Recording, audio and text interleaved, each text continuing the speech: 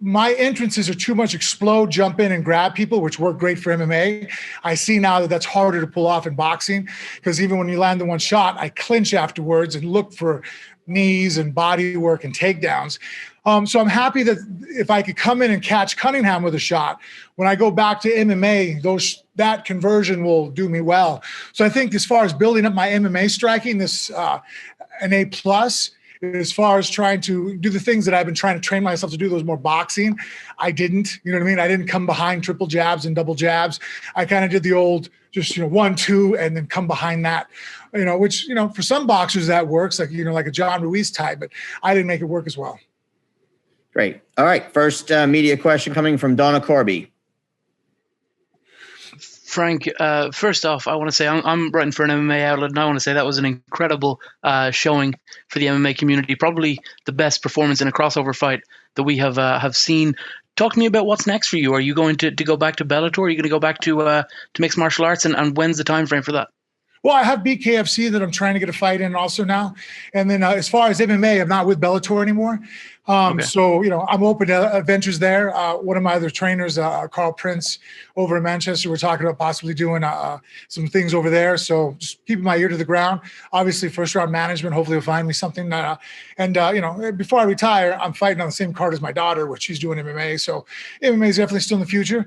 Being a part of this Triller experience is unreal. I mean, I've been a part of some big cards in the UFC, and I have to say this might have been the most epic thing I've ever been a part of.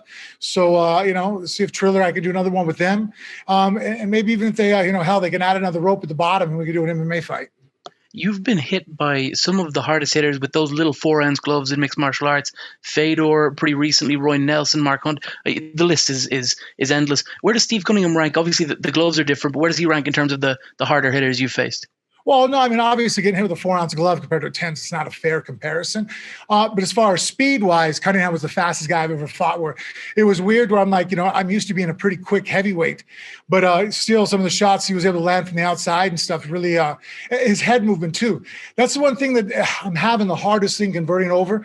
In MMA, if we move our head the way that Cunningham moved, our feet are still there, so I can grab singles, doubles, and I can also, after throwing that first punch, if someone makes you slip that much, you can kick the leg. So many times tonight when Steve was slipping, you probably can see I'm looking down at his leg going, oh, there's a sweep, there's a chop, and I can't throw it. So that also made it kind of difficult. All right, thank you. Next up is Jeremy York.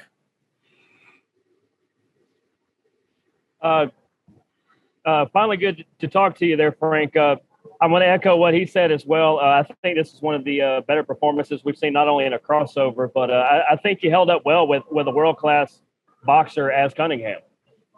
Thank you. I really appreciate it. And that's really, honestly, that took a lot of pressure off me going into this fight. I wanted to represent mixed martial arts saying, hey, we're also very good at boxing. Obviously, it was a pretty heavy task to sit there and go, I'm going to beat a boxer in my very first fight that's a world champion who's been in the world champions in a boxing match.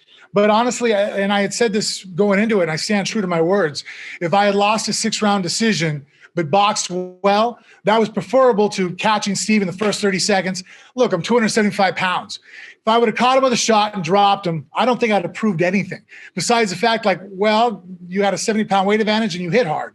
That wouldn't do well for the MMA community. I feel like going out there and going all 6 rounds and showing proficiency was a better statement. All right, next we have Gabriel Gonzalez. Hey, Frank. First off, just to echo everyone else, great performance and great showing for the MMA community. I was wondering, can you talk to us what it was like from your standpoint waiting for it? Because over here on watching the broadcast, there was a lot of music. I mean, are you over there hearing Doja Cat and everybody in the locker room, or what was it like for you just waiting for your fight after the previous one? It was strange. I mean, it was, like I said, this is probably the most epic thing I've ever been a part of as far as just how complex the whole apparatus was. But, Peter and Melissa Henricks did a phenomenal job doing the most that they could try. I mean, you have production crews here, you have fight crew here, and we're all trying to intermingle. It was very interesting, though. Again, I'm in the back, sitting there lined up, ready to walk out. People are playing music videos, or I felt like something out of a movie set, to be honest with you. Like, I'm like, this isn't real. This is something that, you know, if someone was trying to make a movie about a fight career, this is how they would depict it. And if I was watching, I'd be like, that's not realistic at all. And lo and behold, that's what we're a part of right now. And finally, I have Boxing Social. Ames here for Boxing Social in association with Bedford. Frank, you're very open about wanting challenges and loving challenges in life. Was your entry into boxing the challenge you expected it to be? And also, could I ask you, you weighed in 70 pounds heavier than your opponent. Do you think maybe if you came in a little bit lighter, it might have affected your performance in a better sense? I mean, no. I feel that right now, the lifting I'm doing, my last body fat check, I was like 16, 17% body fat. So what's best for me is to do this. And I know that might sound like a defeatist mindset. I didn't want to be good at boxing at the sacrifice of my MMA stand-up. I'm doing this to be a component of so when I fight as an MMA fighter, I'm a better MMA fighter with my hands. I've kind of done that with my jiu-jitsu. When I do jiu-jitsu matches, you don't see me use a lot of different guards that a lot of other guys will use because you can't use them in an MMA fight. I want to stick to things that I can cross over. Is that always going to put me in a deficit? Yeah. You know, being 275 with my strength is an asset in an MMA fight.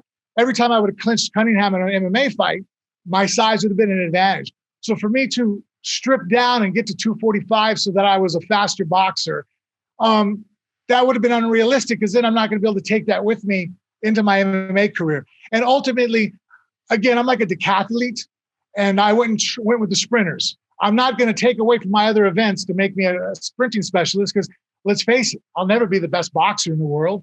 I look to be one of the most complete mixed martial artists, and that's what I was trying to prove tonight. And that's what my lifelong goal is. Frank, thank you so much. Thank you, guys.